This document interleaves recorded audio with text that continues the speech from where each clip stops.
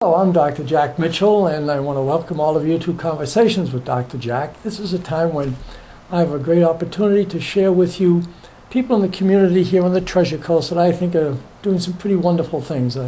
As you know, I like to present business people and also people involved in social services in our community. And today I have a very special friend and guest that I'm very happy she's with us today. This is Stephanie Myers, and Stephanie is the CEO?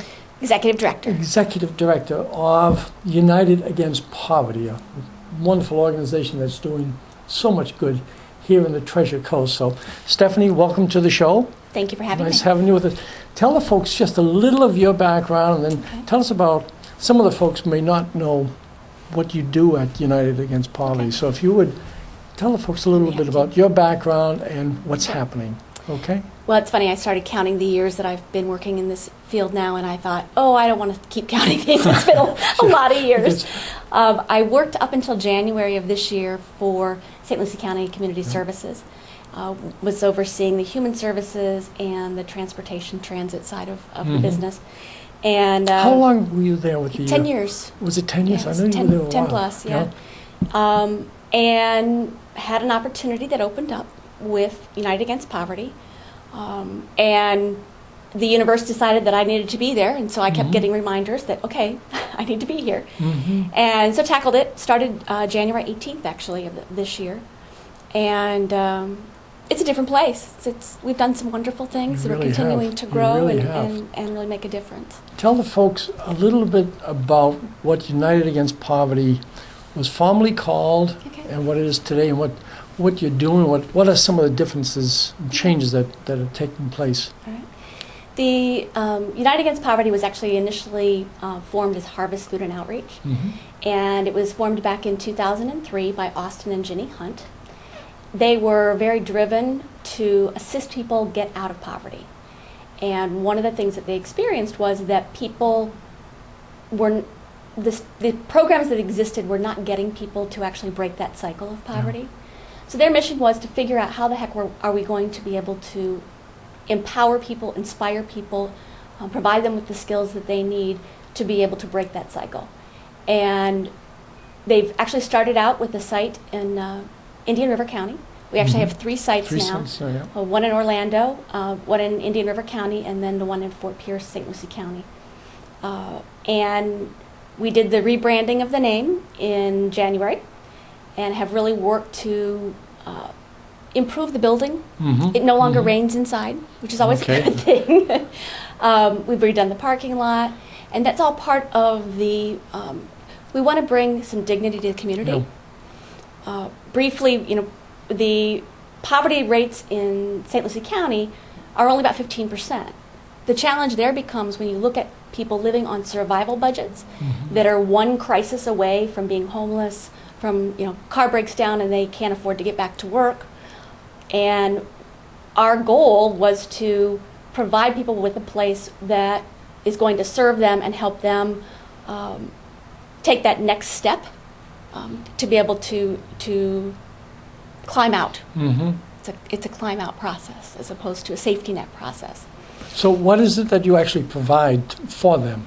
But when people first walk in, the first thing they see that has the most square footage is the grocery program. Correct. It is a nonprofit member grocery program. It's designed for people who are earning 200% or less of the poverty level.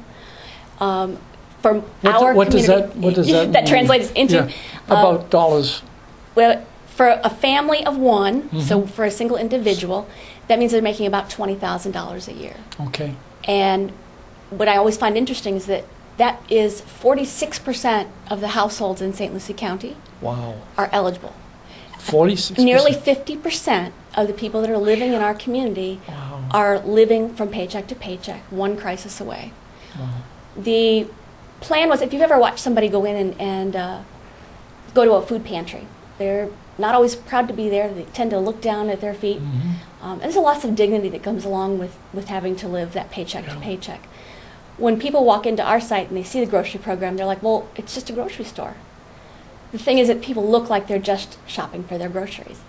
And what they're doing is they're actually contributing a handling fee, which is a shared cost to be able to keep us in operations. And they're saving about 65 to 75% of their budgets. So that stretches their dollars further. It allows them to, had a gal come in and tell me that it was the difference between her being able to buy her kids new uniforms for school and with the money that she had available. So sometimes it's just little things that make a big difference. But it really maintains their dignity as a person. So you're not just giving them something that they feel like, well, there's so many myths out there about, well, poor people are lazy. Well, the majority of people out there, they're working. They're working poor. Well, that's not a favorite phrase. And it is so demoralizing to have to live in poverty and having to go with your hand out and ask people for assistance. And by restoring dignity, we restore hope. And that hope allows people then to take the next steps. The more important piece, I think, of what we do, even though it's not the largest piece, is to our training and education program. It's the Success Training Employment Program, and we work to provide people with job skills, job-seeking skills. We also have an emotional intelligence training program that helps people to develop the soft skills that are needed to help them be successful in employment long term. The other piece that is important is that we follow them for up to 3 years. They work with a job developer and they work with a success coach to help them, because we want people to not just have jobs, we want them to have careers. And that allows them to do the planning piece. We offer the Getting Ahead classes, which are Bridges to Prosperity courses that help people navigate and identify what are the resources that they need in the community to be able to overcome the poverty challenges that are out there. Just amazing. Good work that you're doing. You said it's a membership. Correct. How does one become a member? We ask them to come in and we ask them to verify that their income meets the qualifications. Okay. So for a family of one, that would be less than $23,000 a year. For a family of four, it's $51,000 a year, which if you think about the actual cost of living, trying to exist in a place where you're spending 50 to 60% of your income just on your housing is unbelievable. So they come in, they fill out an application, and they gain a membership card. And that membership card allows them to come in as many times as they want. There's no limitations. They can come in and select what they want for their own families. They're not given a box of food over which they've had no choice and control. Do they have to go through some of these classes? Are they mandatory, or is it just once they have the card and they demonstrate that their income is of such a level, they can shop? Or is there? Yeah, they can acquire the products that they need, and it is not a requirement. It's not a requirement. No. Okay. But the idea is that by giving them dignity and then offering them access to our programs, the people that want to break that cycle, I get it. Okay. Have the ability to access that, and there's no cost to them at all for the other programs.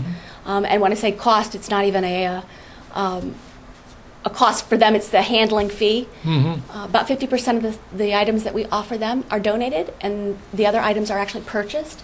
So we make sure that we're offering a well-balanced diet. That's fabulous. And access to things like health and beauty aids. You guys do such wonderful work.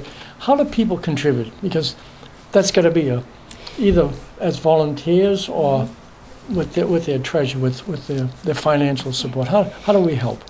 We have, I'm all about time, talent, and treasure, and we have a lot of people out there that like to come in and volunteer. We've got people that come in and adopt an aisle, and so they come in and be able to help us clean up, straighten the cans goods, because we're running the place with about 11 people. Wow. We're open 7 days a week, so it makes it quite interesting. The other thing is we desperately need funding to be able to maintain our Success Training Employment Program.